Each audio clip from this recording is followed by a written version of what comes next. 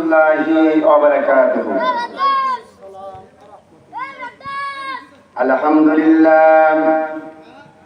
الحمد لله نحمده ونستعينه ونستغفره ونعوذ بالله من شرور أنفسنا ومن سيئات أعمالنا. من يهدي الله فلا مضل له ومن يضلل فلا هادي له. ونشهد أن لا إله إلا الله وحده لا شريك له.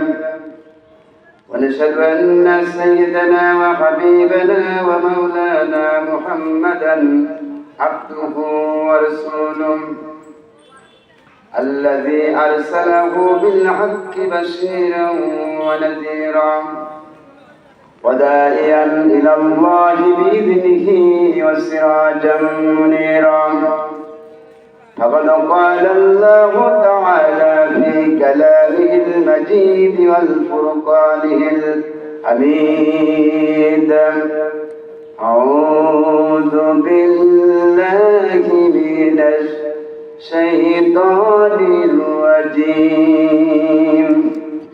بسم الله الرحمن الرحيم. إن الله وملائكته يصلون على النبي يا أيها الذين آمنوا صلوا عليه وسلموا تسليما. اللهم صل على سيدنا مولانا محمد وعلى آل سيدنا مولانا محمد. সকলে কান করে মহব্বতের সাথে সবাই পড়েন: আল্লাহুম্মা সাল্লি আলা সাইয়্যিদিনা মাওলানা মুহাম্মদ ওয়া আলা আলি সাইয়্যিদিনা মাওলানা মুহাম্মদ। بلغ العلا بكماله كشف الدجى بجماله حسنت جميع خصاله صلوا عليه وآله। और बुलबुलिया भी सुबह सो ले लेके हरी एक गुल के वो करते थे बहम गुफ्तगू। बलगल मौला बिकमालिही कशफत दुजा बिजमालिही हसनत जमीअ हिसालिही सल्लु अलैहि व आलिहि। और कमारियों भी शौक में डली हुई सरदाओं में कौते बहम जौक में। बलगल मौला बिकमालिही कशफत दुजा बिजमालिही हसनत जमीअ हिसालिही सल्लु अलैहि व आलिहि।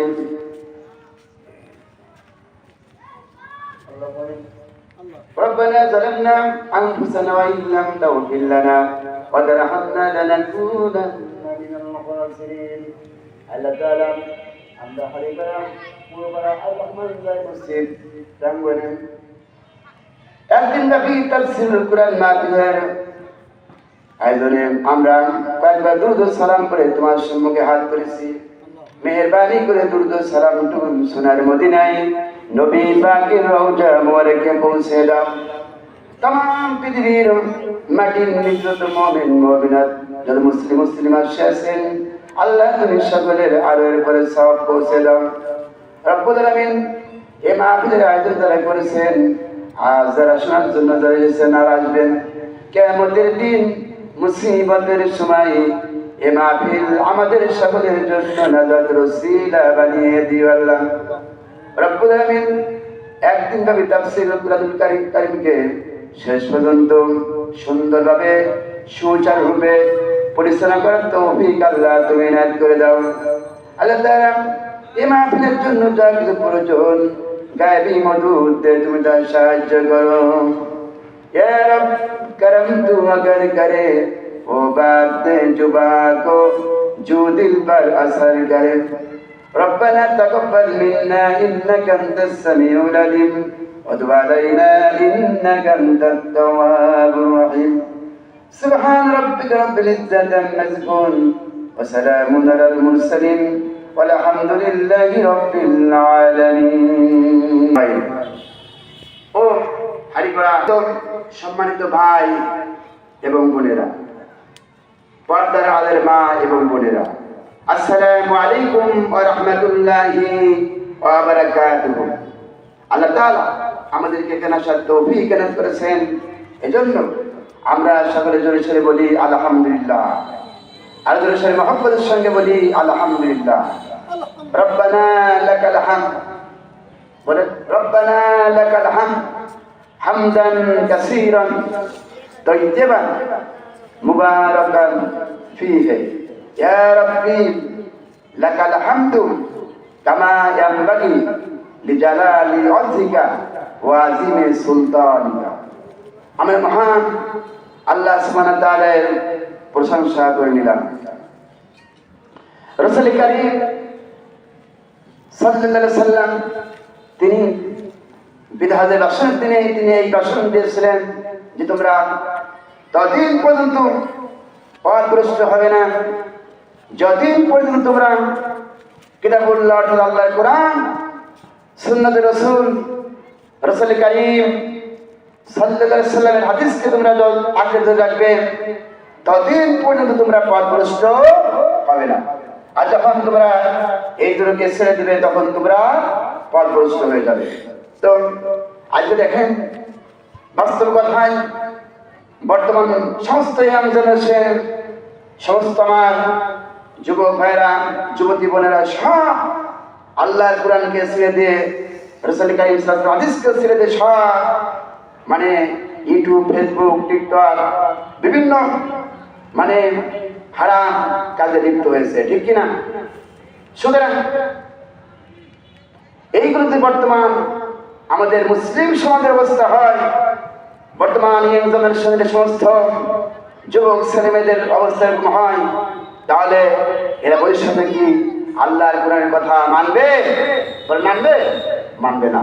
রাসূল কারীম সাল্লাল্লাহু আলাইহি ওয়াসাল্লামের হাদিসের কথা মানবে না, ঠিক কিনা? সুতরাং আজকের শিশু আগামী দিনের নাগরিক। যদি আজকের অবস্থা বর্তমান সমাজের ইয়াং জেনারেশনের সমস্ত যুবক যুবতী ছেলেমেয়েদের অবস্থা এরকম হয়, তাহলে ভবিষ্যতে এরা ইসলামের দিকে আসবে না, এরা হবে নাস্তিক হবে। এরা কি হবে? নাস্তিক হবে। যেরকম ঢাকা ইউনিভার্সিটির বাংলার প্রভাষক বেশ কিছুদিন আগে, কয়েক বছর আগে উনি ঢাকা ইউনিভার্সিটিতে তিনি বাংলার প্রভাষক ছিলেন, কিন্তু উনি ছিলেন নাস্তিক।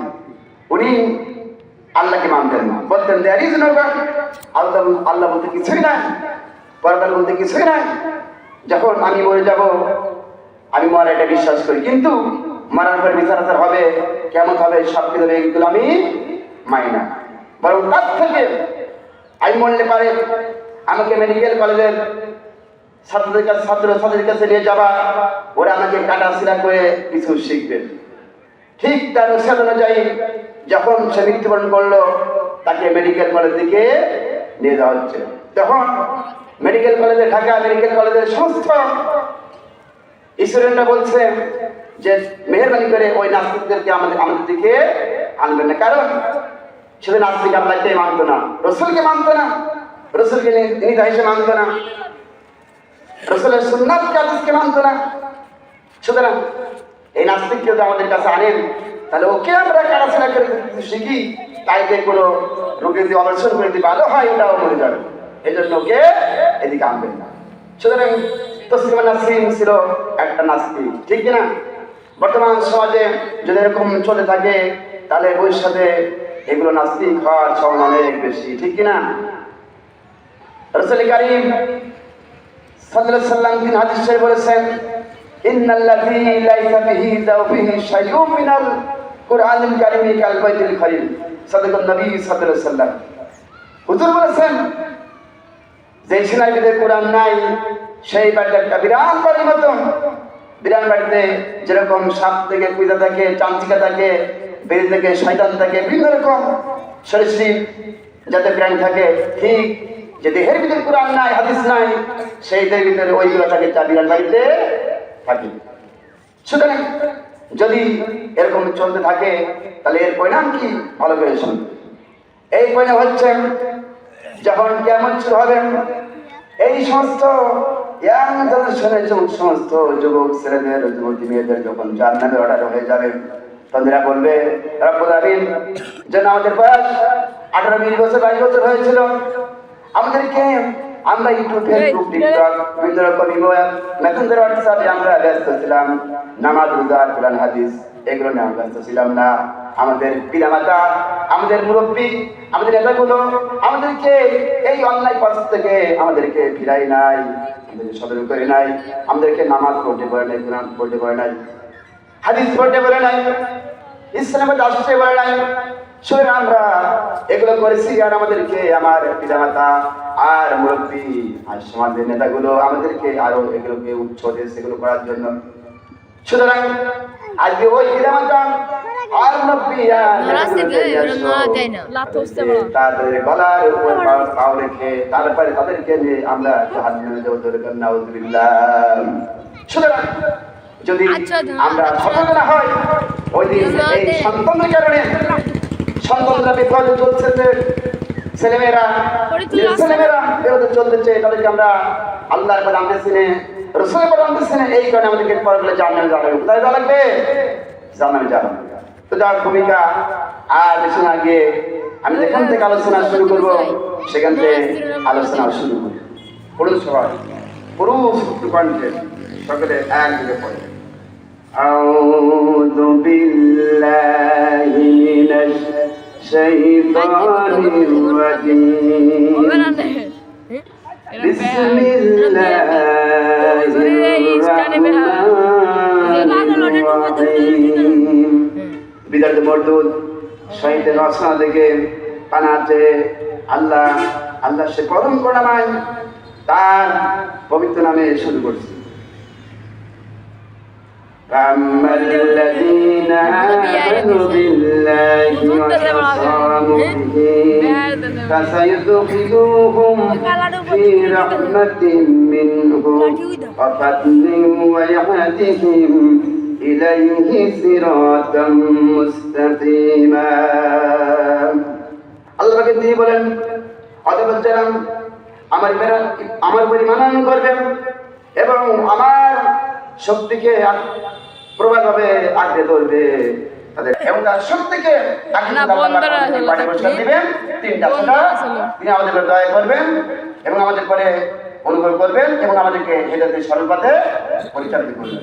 তো যাও, এই প্রথম পয়েন্ট হচ্ছে ঈমান বিল্লাহ। প্রথম পয়েন্ট কি?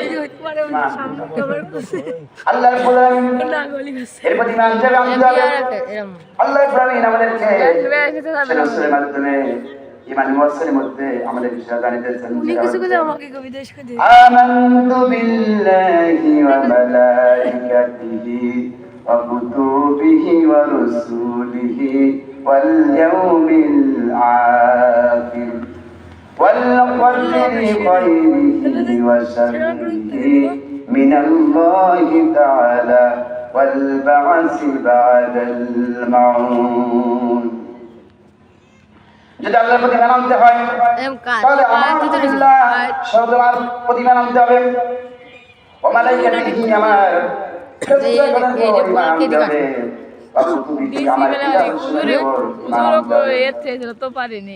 রাসূলিহি আমার রাসূলের পরিমাণ আনতে হবে ওয়াল ইয়াউমিল আখির আমার পরকালের ঈমান আনতে হবে ওয়াল কলবি আর তাওহীদ আমাদের ঈমান আনতে হবে খায়রা শাররি মিনাল্লাহি তাআলা আর ভালো মন্দ যা হয় আল্লাহ রাব্বুল আমিনের পক্ষ থেকে হয় এটার প্রতি আমাদের ঈমান আনতে হবে ওয়াল-বাসি বাদাল মাউত আর মৃত্যুর পরে আল্লাহ রাব্বুল আমিনের কাছে আমাদের সকলকে আবার ফিরে যেতে হবে এই কথাগুলোর উপর বিশ্বাস স্থাপন করার নাম হচ্ছে ঈমান এই কথাগুলোর উপর বিশ্বাস স্থাপন করার নাম কি ঈমান এখন ঈমান বিল্লাহ আমানতু বিল্লাহ আল্লাহর ঈমান আনলাম এই কথা বললে শুধু ছাড়বে না যদি আল্লাহর ঈমান আনতে হয় তাহলে আল্লাহর সমস্ত যে বিষয়গুলো আছে সেটা আল্লাহর প্রবীণ আমাদেরকে সূরা ইখলাসের মধ্যে তার পরিচয় সম্পর্কে জানিয়ে দিয়েছেন সেটা হচ্ছে কুল হুয়াল্লাহু আহাদ কুল সবাই কুল হুয়াল্লাহু আহাদ আল্লাহুস সামাদ লাম ইয়ালিদ ওয়া লাম ইউলাদ ওয়া লাম ইয়াকুল লাহু